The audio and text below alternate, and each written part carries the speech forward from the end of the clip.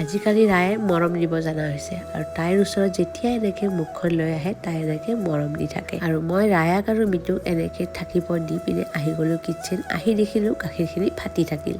তাৰপিছত মই ভাবিলোঁ গাখীৰখিনি পেলাই দিয়াতকৈ পনীৰ বনালে বেছি ভাল হ'ব। সেইটো কাৰণে মই গাখীৰখিনি ধুনীয়াকৈ বইল কৰি পিনে তাৰে ওপৰত অকণমান নেমু চেপি দিলোঁ। তাৰপিছত পানীখিনি আঁতৰাই পিনে অকণমান টাইমৰ কাৰণে এনেকে থৈ দিলোঁ আৰু এঘণ্টাৰ কাৰণে ফ্ৰিজত থোৱাৰ পিছত এনেকুৱা হৈছে দেখিবলৈ। তাৰপিছত মই ধুনীয়াকৈ কাটি পিনে ঘৰত বনোৱা ব্ৰেডৰ লগত এনজয় কৰিলোঁ। আৰু যিহেতু গৰমৰ দিন পৰিছে, এতিয়া মই বিশেষকৈ গৰমৰ দিনত স্মুদি খাই বেছি ভাল পাওঁ। সেইটো কাৰণে মই কিবা কিবি স্মুদি ট্ৰাই কৰি থাকোঁ, নিজে এক্সপেৰিমেণ্ট কৰি আৰু এইপিনে মিতুৱে বনাই আছে কাঢ়াটো। আপোনালোকে বহুতে সুধি আছিলে কেনেকৈ বনায় কাঢ়াটো।